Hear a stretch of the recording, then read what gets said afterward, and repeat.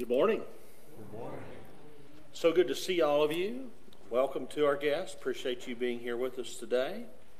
Just thank you for everyone who's served in our service so far.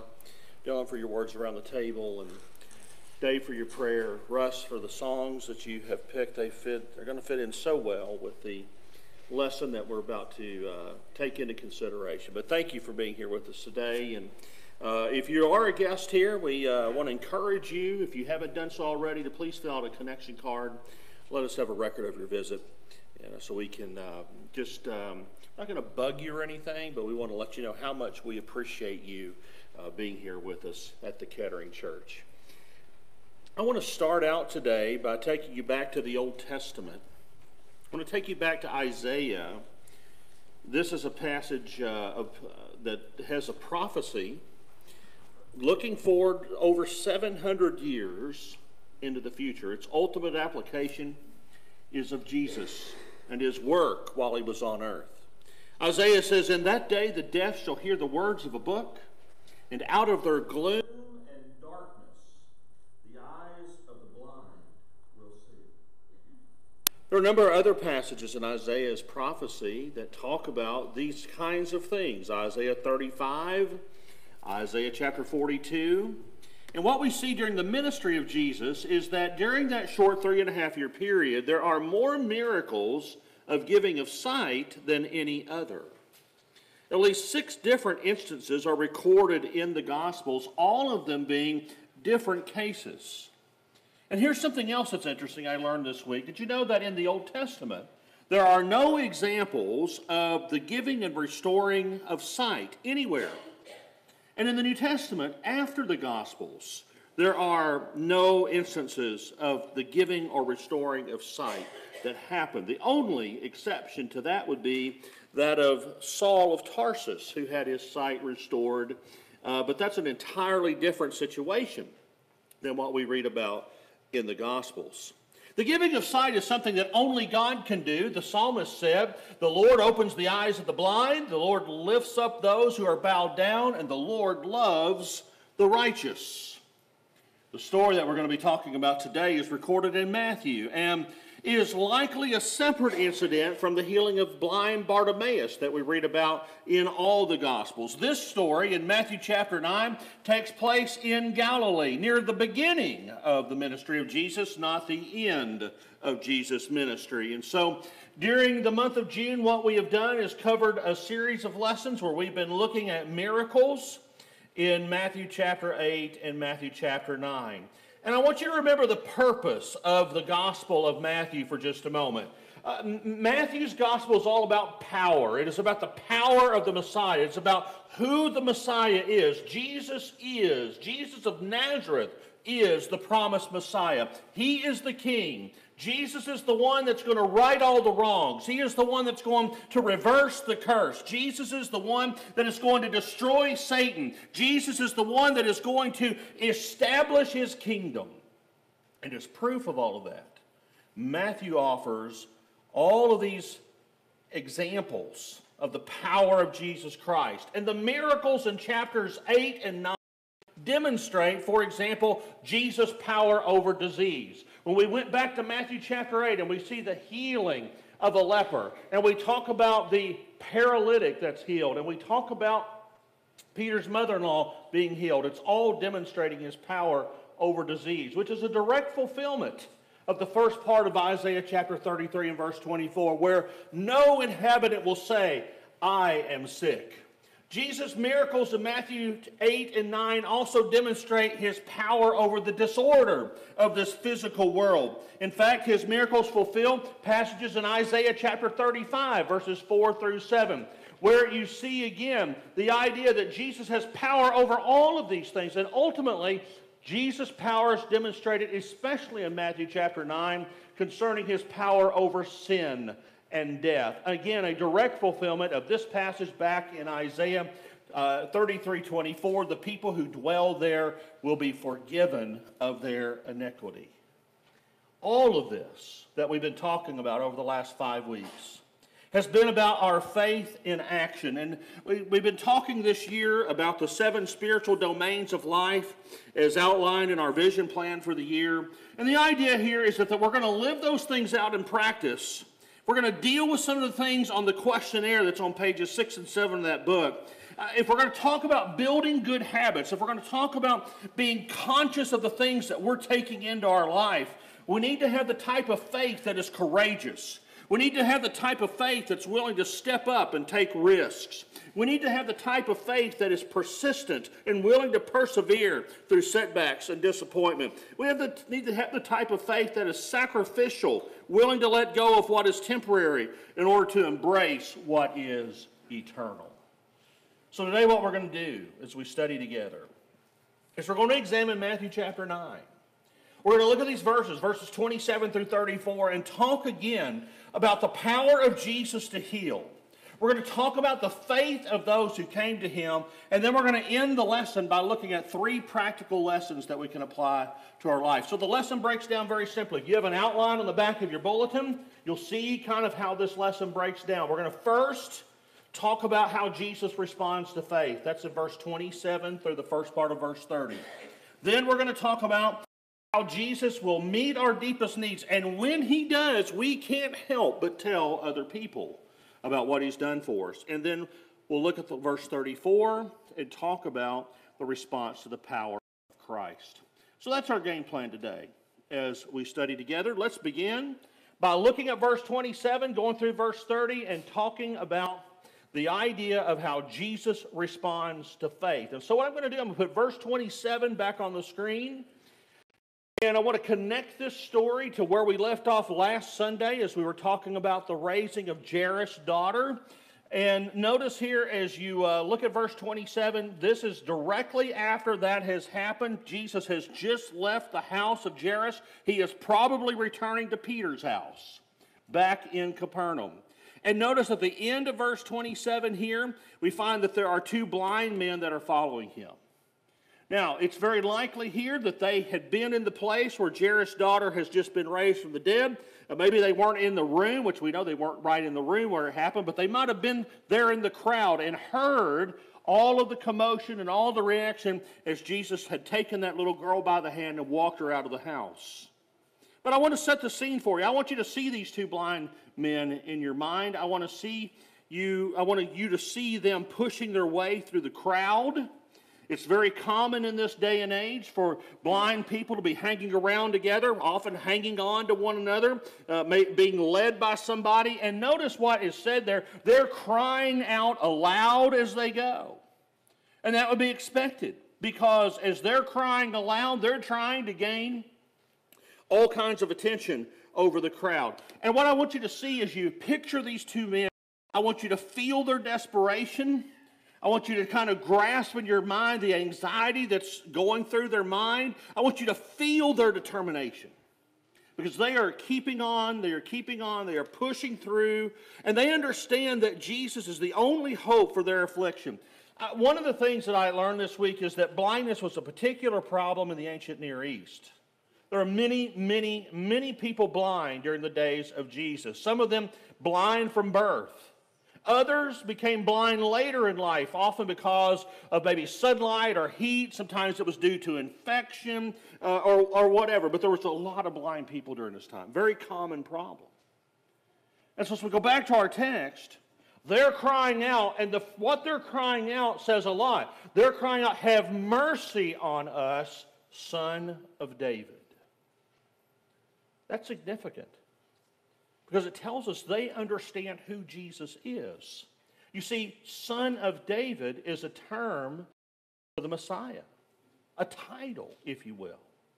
So they're publicly and boldly proclaiming who Jesus is. They are stating their belief that Jesus of Nazareth is the long-promised Messiah, long-promised deliverer of Israel. And so there's a lot to be commended by this. I think they're approaching Jesus with the right attitude. They understand who he is, and I think as we're going to see, they have the right demeanor toward him as well. Notice they're pleading for mercy. They're pleading for mercy. And I just wonder, is there more going on here? than just the simple desire to be healed from their blindness. I wonder if they understand in Jesus being the Messiah, the deliverer of Israel, who he is, that maybe they understand he has the ability to pardon them from sin. Is there something spiritual that they're trying to satisfy here? Remember what the psalmist said? The psalmist said the Lord is gracious and merciful, slow to anger and abounding in steadfast love. Look at what else the psalmist says here concerning God. The Lord is good to all. His mercy is over all that he has made. Jim and I talked about this on the webcast this morning about remembering the character of the one that we follow, that is our God. How do we see God?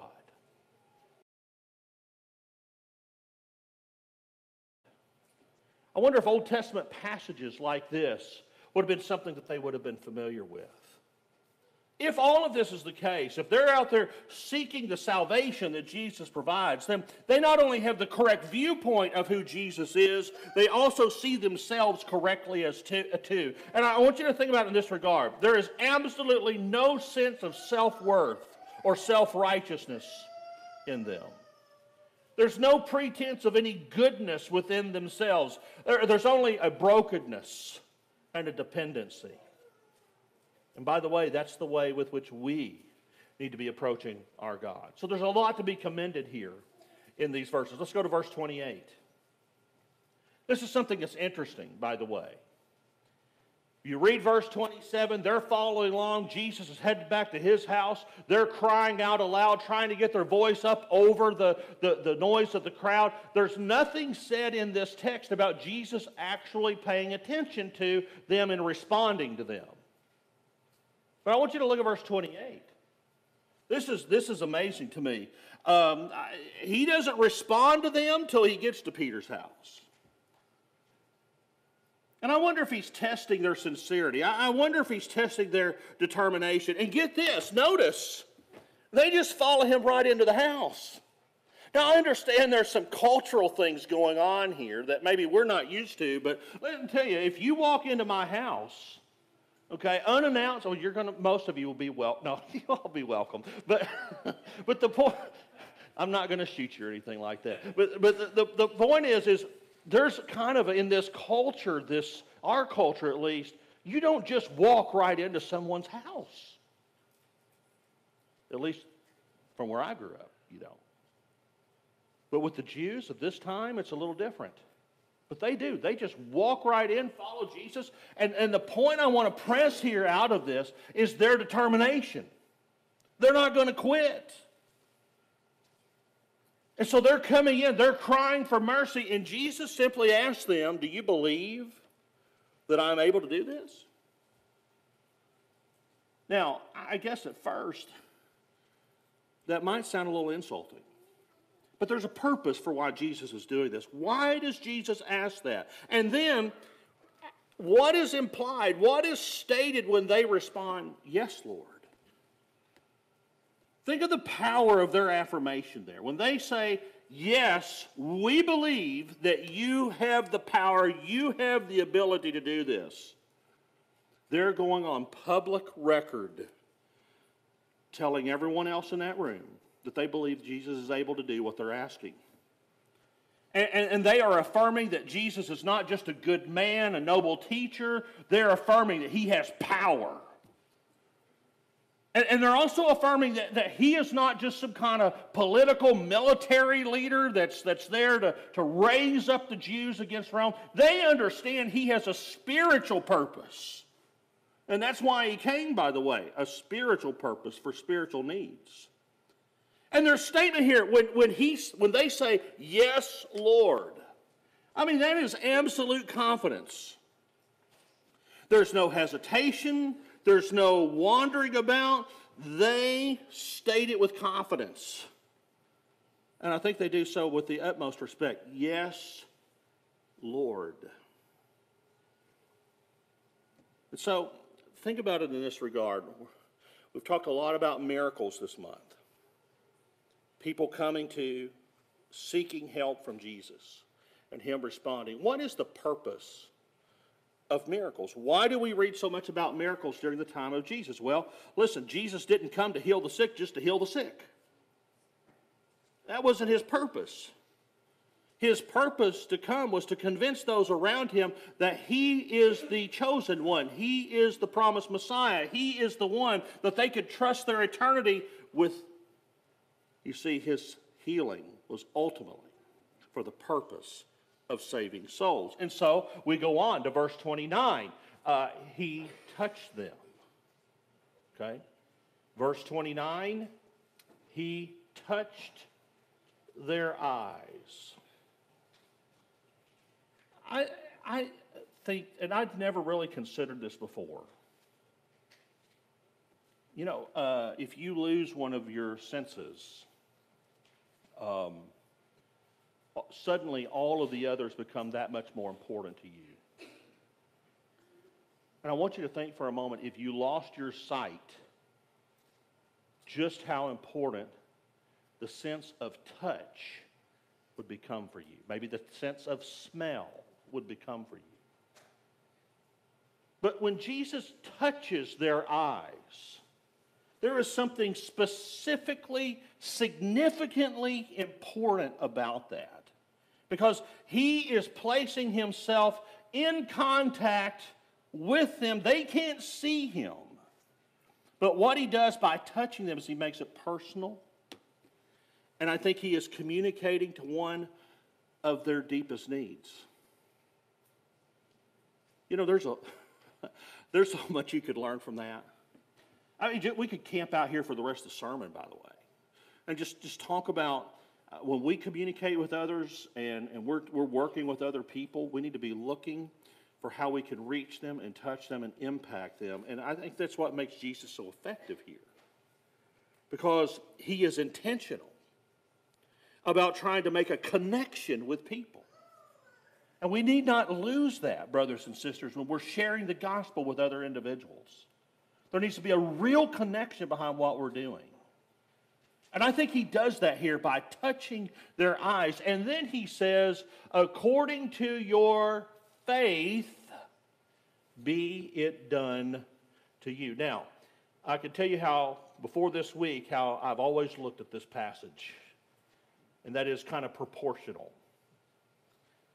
Don't look at this when he says, according to your faith, be it done to you. Don't look at it from the standpoint of the more faith you have, the better the result. That's not what Jesus is talking about here. The idea here could be better understood is, because you have faith, let it be done to you. That's the better way to look at that. You believe, you have it, is the way one person shared his understanding of this. So according to your faith, be it done for you. And then the first part of verse 30, and their eyes were opened. And the way the original language reads here is that they were suddenly able to see. Some have asserted, the way the original language is written here, that they regained their sight, that they had once had their sight in a previous time in their life, they had lost that sight, and now they've regained it. But the emphasis here is emphatic, and it is something that is suddenly, it happened instantly. Their eyes were opened. They were able to see. No delay. And by the way, that's the way it was with all Bible miracles. No process, no delay, nothing that happened over 2 or 3 days or weeks or months. Instantaneous. That's the character of this miracle. So their eyes are opened. And so that moves us to the next part of the lesson, the next part of the story. They can't help but tell everybody else what has just happened to them. And by the way, before we dive into this, let me just before we get harsh on these guys, I want you to place yourself in their shoes for just a minute. You've been blind. You've completely lost every bit of your sight. And now, instantaneously, it's been restored. Do you think you could keep quiet about it? I mean, really? Just from the human standpoint of it. I mean, it'd be amazing. Okay, so let's dive into this. So Jesus sternly warns them at the end of verse 30, saying, see to it that no one knows about it. And the way the wording is here, it's a very sharp, stern warning. Now, why is the question? Why does Jesus warn them so sternly? Well, it is not to hide the fact that Jesus could work miracles, because his fame was already well known. I mean, if you go back earlier to this same chapter, there are multitudes of people following him because of their understanding that he could work miracles. So that's not the reason. It's not to hide the fact that they've been healed from their families, because ultimately their families are going to know the instant they see them that these men have been healed. And so what does that leave us with? Well, probably the reason why Jesus asked them not to say anything is it is in reference to Jesus being the Messiah. Remember, go back. How had they been referring to Jesus? What is the terminology they were using to refer to Jesus? Son of David. All right? They had been using that. And by the way, if you go back, Jesus doesn't scold them for using the term Son of David. He accepts it. He understands. I mean, he doesn't tell them quit using that term. That's not right, because he is the Son of David. But I want you to keep in mind the timing of Jesus' ministry at this point. It's early on, and maybe it's not time yet for this information to be completely disseminated on a very wide basis. Why? Because Jesus at this point doesn't want to be identified as a political or military deliverer or stir up all kinds of premature opposition.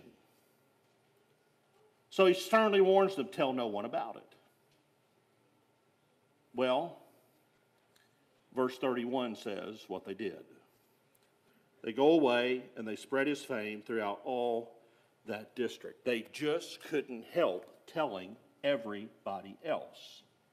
Now here's something else that's interesting, and the reason why I connect these two stories together. Now, notice they go out, they spread his fame throughout all that district. Now verse 32, as they were going away, behold, a demon-possessed man who was mute was brought to him. Now, this is interesting. If you're reading this morning out of the New American Standard Version, who almost has a literal word-for-word translation of the original language, there's a footnote, most likely in your New American Standard Bible. It says, they brought. Who brought the demon-possessed mute man to Jesus? It could be, the language is ambiguous, I'll give it that, but it could be that these two newly healed blind men are the one that brought this man to Jesus. Now that's interesting. And if you think about it, okay, and MacArthur writes in his commentary on this, the dumb man may have been a friend of the blind men who perhaps had acted as their eyes while he acted as their voice. In that case, the first thing they did after being healed and saved themselves was to bring their friend for Jesus for healing and salvation. That's interesting. I had never thought about that before this. They couldn't help but tell others. But notice, if we go back to the text here, the man's inability to speak is caused by the demon possession. So we go back to the text, verse 33, Jesus cast the demon out. And we're told here that the man spoke. What a cool story. So if the demon-possessed mute man, was brought to Jesus by these two blind men who had just been healed, I think it's a great example of good hearts who want to just do anything they can for God after their conversion takes place. And many of us before have seen new Christians come out. They have the greatest intentions. They're doing all they can. They just want to do something. And I think that describes the heart of these two formerly blind men.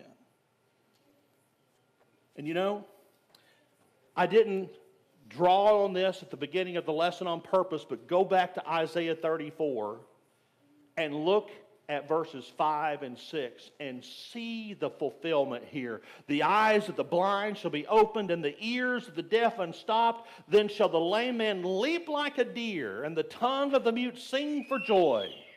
For the waters break forth in the wilderness and streams in the desert. Isn't that cool? This story is a direct fulfillment of Isaiah 35, 4 through 6. Now, how do the people respond? And more importantly, how do the Pharisees respond to all of this? Well, let's look at verse 34 and talk about the response to the power of Christ. Here we are, the second half of verse 33. The record says that the crowds marveled, saying, never was anything like this seen in Israel. Now, I want you to think about this. The ministry of Christ has been going on probably at this point for less than a year.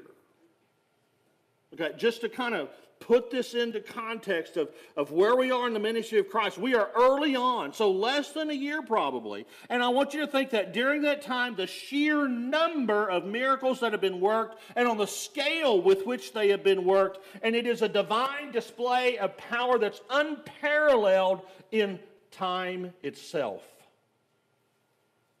I don't know if we've ever thought about it from that standpoint, but just the sheer number of miracles, the volume, the type, the kind, all of that. It is a dramatic display of divine work in maybe 9 months.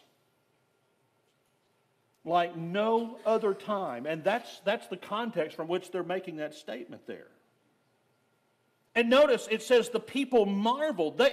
They are amazed beyond belief. And the divine origin of this, it can't be denied. Look at Luke chapter 9, verse 43. The people were astonished at the majesty of God. That's a different circumstance and time that Luke is talking about, but I just want you to pull out the reaction of the people at the miracles of Jesus. You know, as amazing as this was, and this has been something that's been hard for me all my life to get my head around. I would like to believe, I really would like to believe, that if Jesus walked in this room and healed 1 or 2 or 3 of you of a disease or something that you have, and it was unmistakable that happened, I would like to believe that instantaneously I would believe and be a follower of Jesus for the rest of my life. I would like to believe that about myself. And what is amazing to me, and it always has been, is how people living during his time could see all of that. You think, imagine raising the daughter of Jairus from the dead and walking her by the hand out into the crowd, a dead girl now alive, and yet stand back from a distance and admire it and say, wow, that's neat, and then go on about my life. And by the way, that's what the majority of people did during the time of Jesus. Oh, wow, that is really cool. Well, I got to get back to home and, plow my garden. I mean, that's Israel during this time. People admired Jesus from a distance. The majority of people never committed. There are a lot of cheerleaders, but never that many participants. In fact, John chapter 6 tells us there are a lot of people falling for the food he provided. So the people are marveled, they're amazed, but the majority don't respond. And then, verse 34 tells us about the religious establishment. They kept saying about Jesus that he cast out demons by the prince of demons. Listen, they couldn't pretend that this wasn't happening. They could see it. It was not going to be denied. But what they could do is question the source. They can't deny this is happening, but they can bring doubt upon the healer himself. Again, I just want you to think about the sheer number of miracles being worked. So what they do is decide that they're going to go after Jesus. They're going to try to discredit him. And by the way, when you look at this here in Matthew 9:34, Jesus is going to deal with this in Matthew 12 more decisively. Matthew 12, 24 through 29. We won't get into that. That's a whole separate sermon. You don't want 2 sermons in one today, right? Just one is enough, right? Okay, so we'll come back to that some other point down the line. The point that I want to make here is that when a person is determined that they are not going to believe, there is nothing that will convince them otherwise. And listen, we see this all the time in our world. 5 years ago, there was a political leader in this country. It didn't matter if he could walk on water. Some people would have not liked it. Today, there's a political leader. If he walked on water, if he cured cancer, some people would not like it. It all comes back to your heart and what you want to believe. And these people chose not to believe. They're so sure of their theological system, they cannot imagine anything else. They are so sure that they're right and so sure that Jesus is wrong that there is nothing that's going to interfere with what they want. That is so sad. Now, what can we take home from this story? What are 3 things for us to wrap up here with today? But think about faith in action, what we've been talking about all during the month of June. If I want a faith in action, it needs to be the type of faith that is characterized by persistence. You know, all the miracles in Matthew chapter 9 are in this way. Think about it. Go back to verse 2 and think about the paralytic and his 4 friends. They meet the crowd. They can't get through the crowd. They want to get to where this guy is healed. So what do? They go up on top of the roof, dig a hole in the roof, and let the guy down through the roof. They remained engaged. They didn't give up when difficulty came. They found a way. Think about the persistence of Jairus in Matthew chapter 9 and verse 18 that is imploring Jesus even after his daughter has died. He's asking Jesus to do the impossible. It's persistence. Think about the woman with the issue of blood in verse 21, how she ignores the crowds and she pushes through to touch the fringe of the garment of Jesus. And remember that the text is written in such a way that as she's pushing through that crowd, trying to reach out to the garment of Jesus, she's saying, if only I could touch his garment, if only I could touch his garment. It's as if she's repeating it over and over and over again. It's persistence. And then verse 28, where we began today. The persistence and the presumptuousness and the urgency of these 2 men as they follow Jesus into his house to get what they want.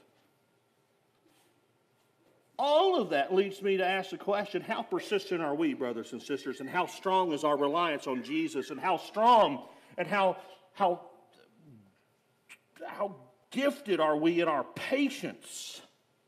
What are we going to do when adversity comes? What are we going to do when God doesn't answer our prayer exactly the way that we want? Faith in action is defined by persistence, and faith in action is characterized by dependence on God. In every miracle we've studied this month, every single person came to Jesus in desperation.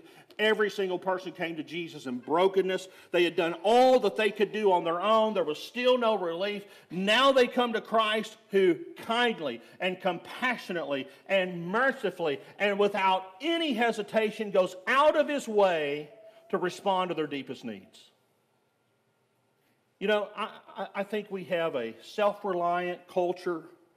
And we get wrapped up in it. We try to fix everything on our own. We try to exert all our effort. We forget about God. And listen, I'm not advocating personal responsibility. Not in the least. But what I am talking about is what Jim and I talked about on the broadcast this morning, and that is laying things that are bigger than us on the shoulder of our eternal Heavenly Father, who promises to meet our every need. Let me ask you this. Who deals with your sin? Who deals with your sin? Who deals with it decisively? Well, we know the answer. Now, what does that mean about our letting go of guilt and embarrassment that comes along with our sin? God has dealt with your sin decisively. He has cast it as far as the east is from the west, so you can forgive yourself.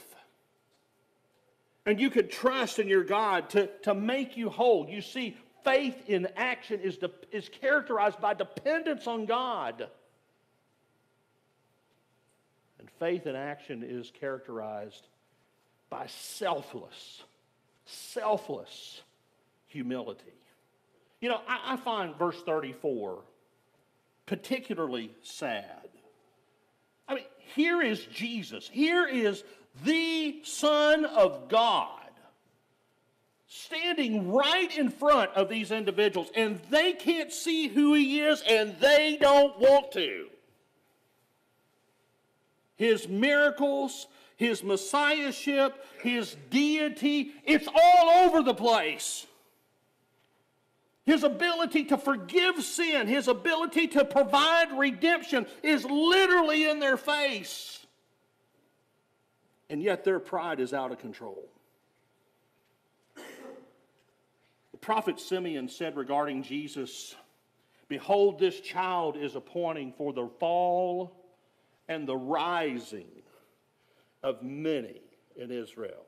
And it was the pride of these of the religious establishment that led them to their fall. And you see, brothers and sisters, here's the truth. Jesus is the ultimate line of demarcation. How you receive him is going to impact your eternal destiny. And listen, there are only two possible outcomes: salvation or condemnation. That's it. There is no middle ground. Salvation or condemnation. And I know so many people who know what they need to do in order to obtain that salvation, and yet politely decline invitation after invitation after invitation of the gospel message. I know other individuals who hear that invitation and outright reject it. And so my question for you this morning is, what will you do today when the invitation is offered? How will you respond? Will it be with a humble heart, a dependent heart that's reaching out, yearning for God, the only one that can alleviate your sin problem and give you new life? Will you respond to that? Or just say, it's okay. I've got plenty of time. I need to get back to my garden. I need to get back to my life. I'll deal with this church thing later. How will you respond to Jesus? That is the question for today. Here we are, back to Isaiah. What an amazing passage. In that day the deaf shall hear the words of a book, and out of their gloom and darkness the eyes of the blind shall see. If you are with us this morning and blind spiritually, we have the ultimate healer who says, I will touch you and I will give you the sight that you need so you can get home to heaven. If you need Jesus, this invitation is for you. Why don't you come forward?